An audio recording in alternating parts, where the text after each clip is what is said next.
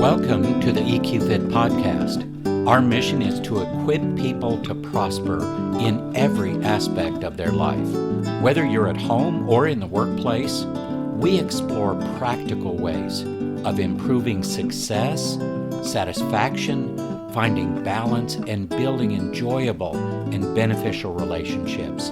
Thank you for joining us. So we're continuing our journey looking at the skills and competencies of emotional intelligence, which are really the foundational elements to all of the different soft skills that we think of. And there are many of those. And I will be doing a series in the future about the different soft skills. And I think you're going to be surprised. There are a whole lot more soft skills than people think there are. So today, though, let's focus in on this next EQ competency/skill, which is navigating emotions. And what does that mean? Well, I'm currently running an EQ survey to gain insight into the emotional environment people are experiencing. So what is an emotional environment? It is literally the environment in yourself related to your emotions. And one thing I want to make sure everybody knows is really that's a choice. The intensity of emotions when you have them diminish after about 6 seconds. So what you choose to hold on to and revisit over and over, that creates your emotional environment. So even though circumstances may generate emotions in you that are not pleasant, you don't have to hold on to those long term.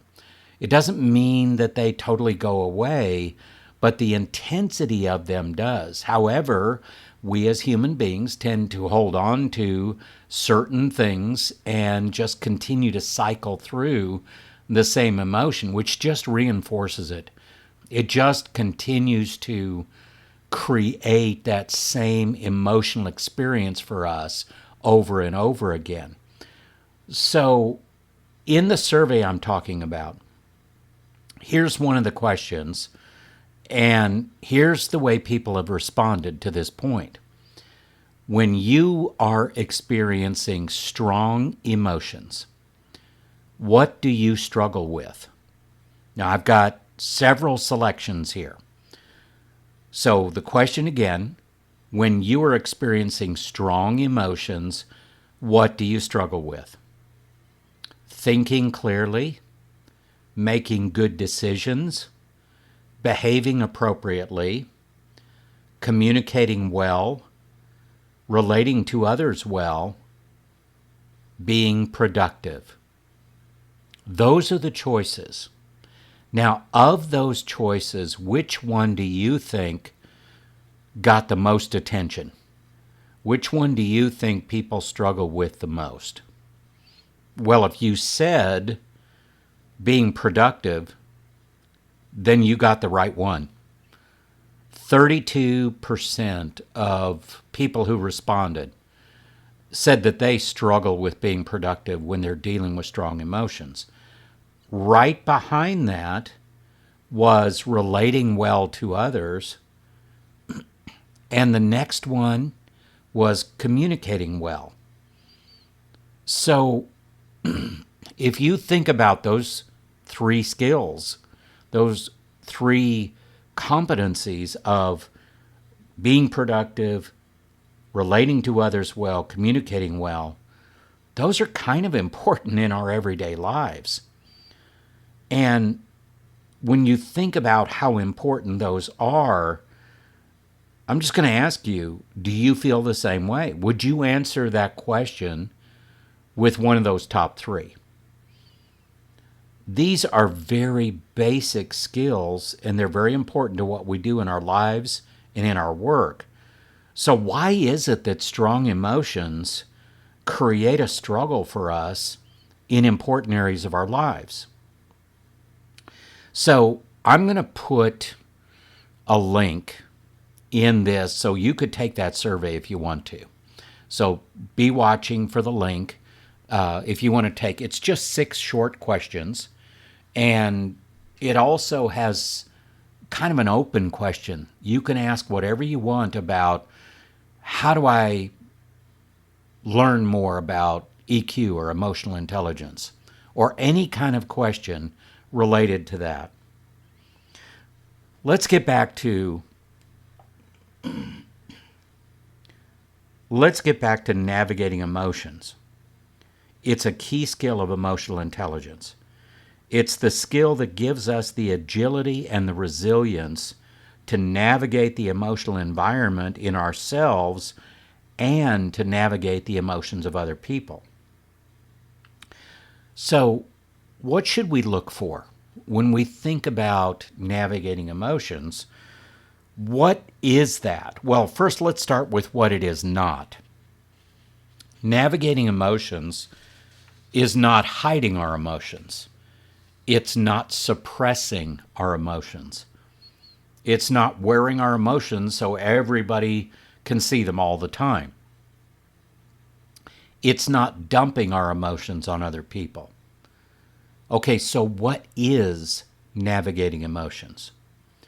Taking the time to respond instead of react, being more intentional with our choices, repurposing the information and the energy impact that comes from emotions to get better strategic outcomes or just better results. That's what navigating emotions is.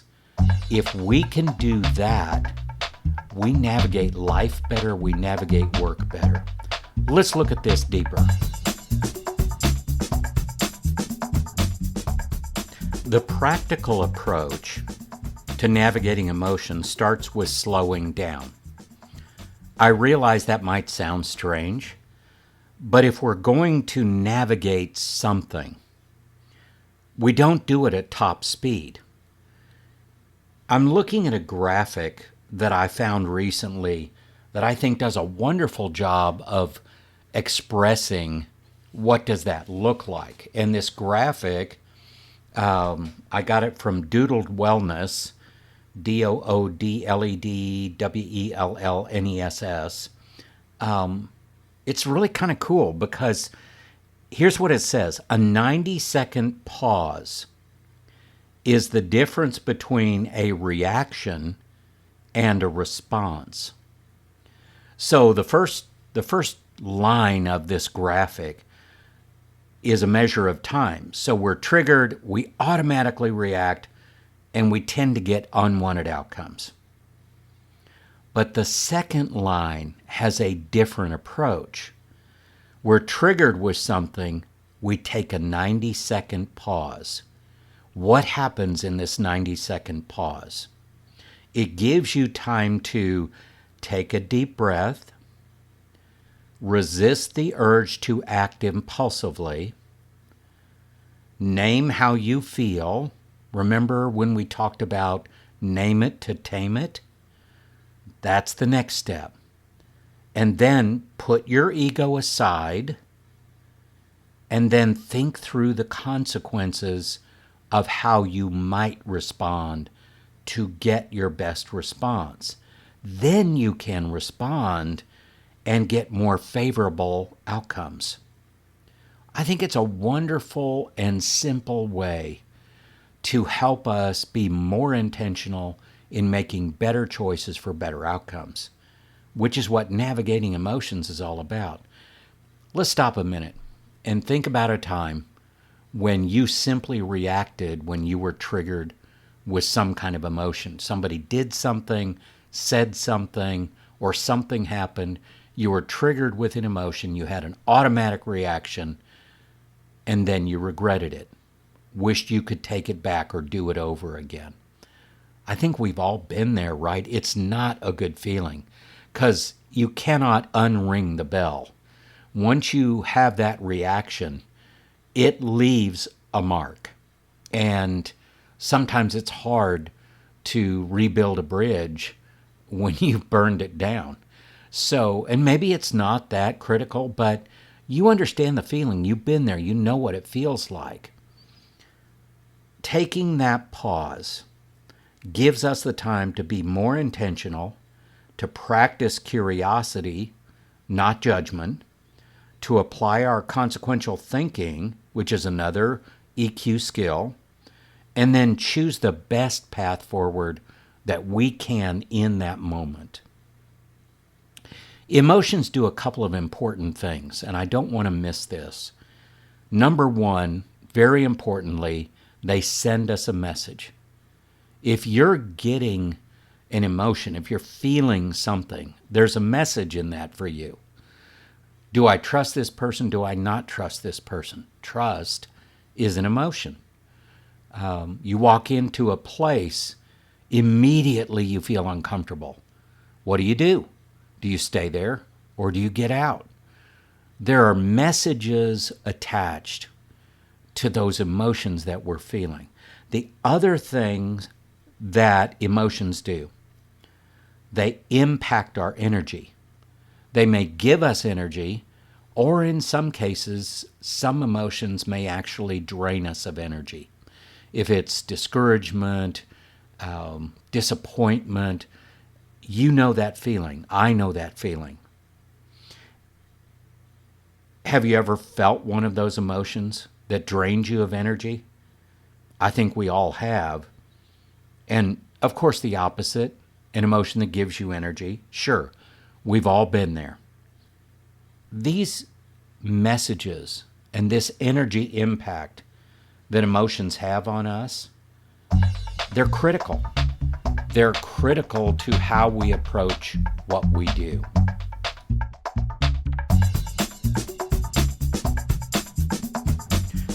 Of the 8 EQ competencies in the 6 seconds emotional intelligence model, navigating emotions is what I believe to be one of the most important to develop.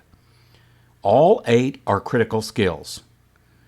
Navigating emotions allows us to be more intentional and to get better outcomes when we practice it. And it really opens the door to practice the other skills more often as well. Increasing optimism, increasing your intrinsic motivation, applying consequential thinking. Well, if you can't navigate your emotions, if you're being stuck because those emotions are just holding you back, or they're holding you down, very hard to do some of these other things. Now, our brains work in a really specific way. We experience something that generates a thought.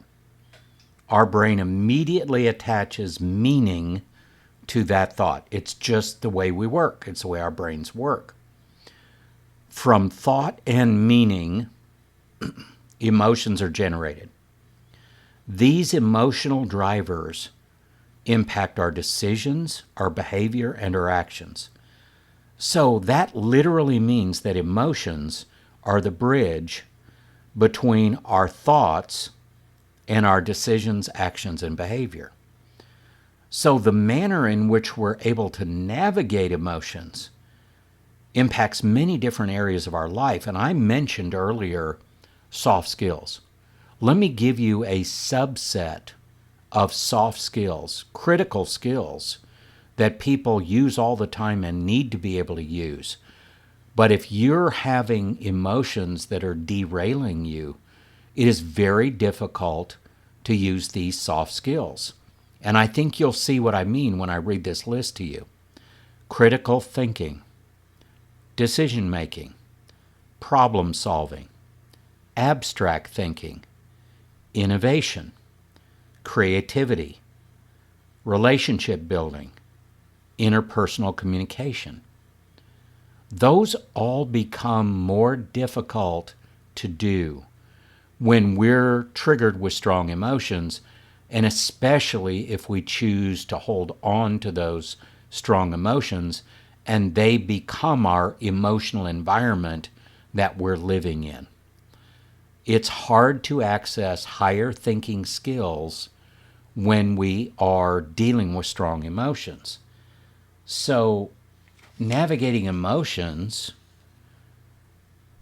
that sends us messages that impacts our energy has a direct impact on many, many other thinking skills, communicating skills, relationship skills. But here's something else. If we can navigate emotions well, you actually have better control of how your energy is being used, how your time is being used, how your focus is being used. Those are three key internal resources that you pretty much control. Those three things: time, energy, and focus. The more that we can strengthen this skill of navigating emotions, the more able we are to access all of those other things I just talked about. So let's take a minute and think about what we've learned and what we're exploring here together. When you experience something that generates emotions in you, what do you do first? I think that's an important question because it speaks to another EQ skill called recognizing patterns. And you have patterns, I have patterns, everybody has patterns of some kind. So ask yourself, when you experience something that triggers or generates emotions in you, what's the first thing that you do? If the answer to that is you react, then you're probably not navigating your emotions maybe as well as you'd like to.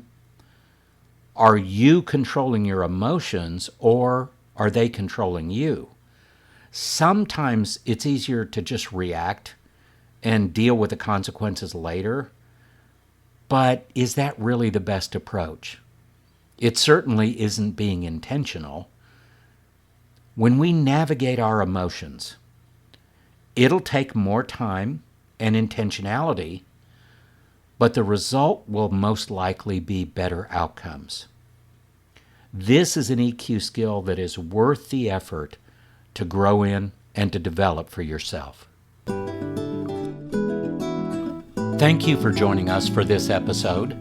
If you have any questions about this week's episode, or maybe a suggestion for future episodes you'd like us to explore, please contact us through our website at eqfit.org. For more information and inspiration, connect with us on LinkedIn, Facebook, and YouTube at EQFit.